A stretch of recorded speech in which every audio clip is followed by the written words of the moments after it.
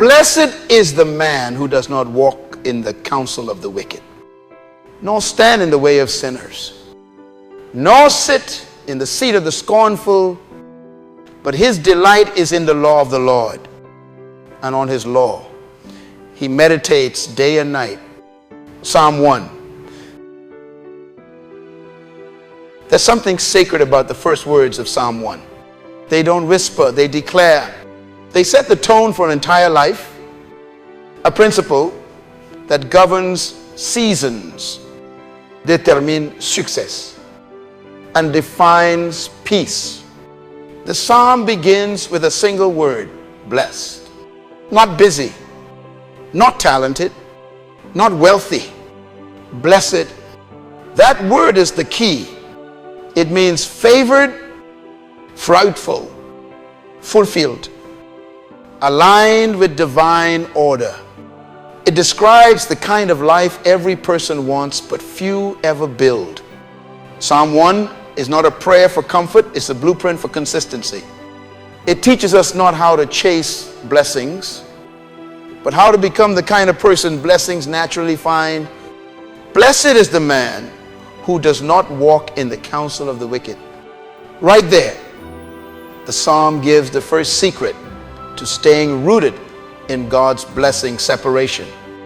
The blessed person knows that association determines direction. You can't walk in the wisdom of God while living under the influence of voices that contradict it. The counsel you follow becomes the compass of your life.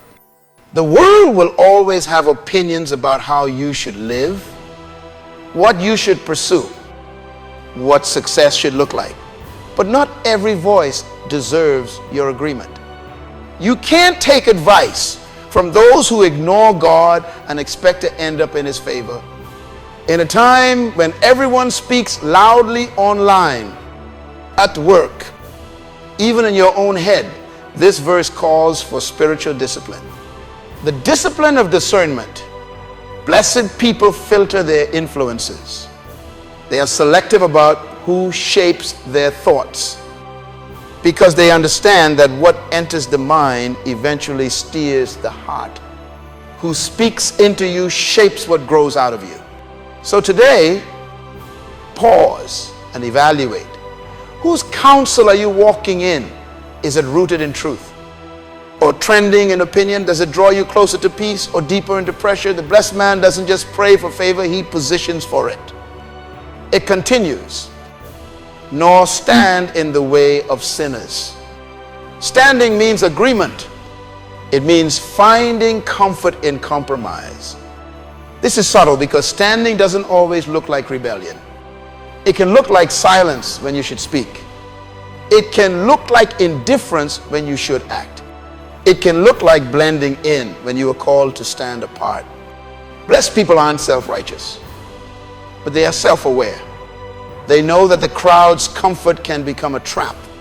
When you try to fit into a world you were called to transform, you lose your edge, your purpose, your joy, and then, nor sit in the seat of the scornful. There is a progression in this verse. First walking, then standing, then sitting. That's how compromise works. It starts as curiosity, becomes participation, and ends as identity. Sitting with the scornful means living in cynicism where you no longer believe in growth, I hope, or holiness. The world loves mockery because it feels safe. It's easier to criticize than to commit, easier to judge than to change. But the blessed person refuses to live from sarcasm. They live from sincerity. They choose faith over cynicism, purity over pride, discipline over drama. The psalm then shifts. But his delight is in the law of the Lord. This is the contrast that changes everything. The word delight here doesn't mean obligation. It means joy, pleasure, fulfillment. Blessed people find joy in what grounds them. They're not bored by discipline. They're built by it. They see God's word not as restriction, but as direction. When your heart delights in his law, obedience stops feeling like sacrifice and starts feeling like wisdom. The difference between a rule and a rhythm is perspective. When you realize that his law is not holding you back, but holding you steady, meditation becomes nourishment, not duty. And on his law, he meditates day and night. That's constancy, not occasional inspiration, continual connection. Meditation is the art of saturation, letting truth sink so deeply into your spirit that it begins to shape how you see everything. It's not about quantity of scripture, it's about quality of awareness. You can read a verse once or meditate on it until it becomes part of your reflexes. Blessed people don't just visit the word, they live in it. In a world of noise, you must cultivate stillness. Meditation is how your spirit breathes. It's how your mind detoxes from fear, from comparison, from distraction. If you want peace that lasts longer than the moment, plant your thoughts in truth. Day and night means consistency. When the sun shines and when it sets, when you feel strong and when you feel lost. The word must become your atmosphere, not your emergency button.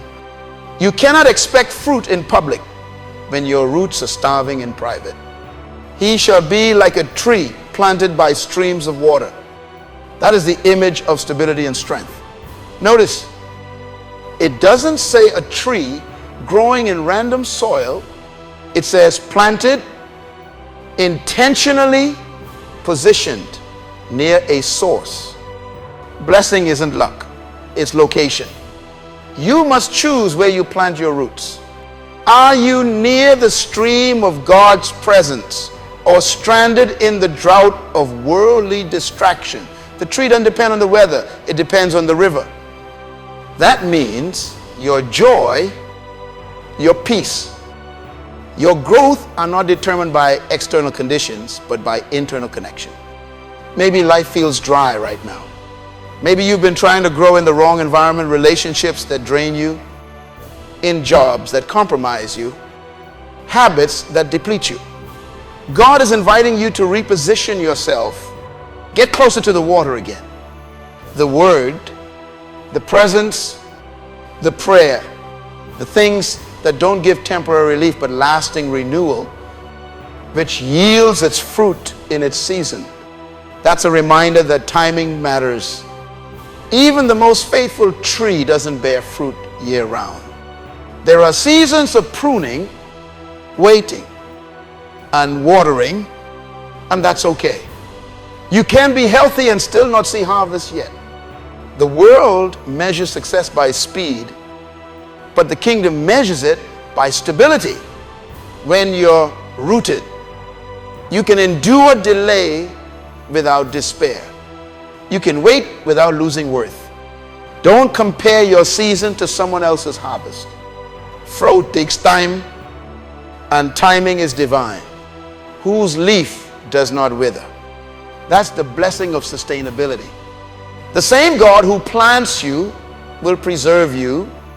You won't be immune to pressure, but you'll be equipped to outlast it. When others burn out, you'll still be blooming. That's the beauty of divine resilience. It's not avoiding heat, it's surviving it. When your roots go deep, temporary droughts don't kill permanent faith. And whatever he does shall prosper. That's not an empty promise, it's a principle. Prosperity here doesn't mean everything you touch turns to gold. It means everything you do bears purpose. Prosperity is the alignment between your work and God's will. It's when your effort cooperates with divine order. You prosper when you build what heaven can bless. You prosper when your ambition becomes stewardship. Let's pray. Lord, plant me where I can flourish. Teach me to delight in your word until it becomes my instinct. Guard my mind from distraction and my heart from discouragement. Keep me rooted when the winds of change blow. And help me remember that fruit grows slowly but surely.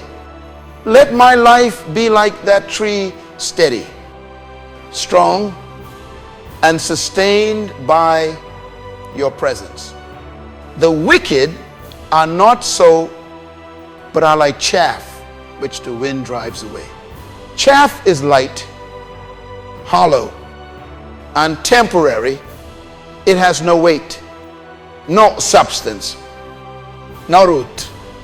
It looks alive for a moment, but disappears with the breeze. That's what happens. When you live disconnected from God's word, you become reactive to every wind. One day confident, the next anxious, one moment full of faith, the next consumed by fear. But those who are rooted remain consistent. They may bend, but they do not break. When you're rooted in God's truth, you stop chasing validation from unstable people. You stop being swayed by opinions that contradict your calling. You stop building identity on applause. Because applause is wind, it comes and goes. Rooted people are not addicted to recognition. They are anchored in purpose. Therefore, the wicked will not stand in the judgment, nor sinners in the congregation of the righteous. This is a warning and a comfort.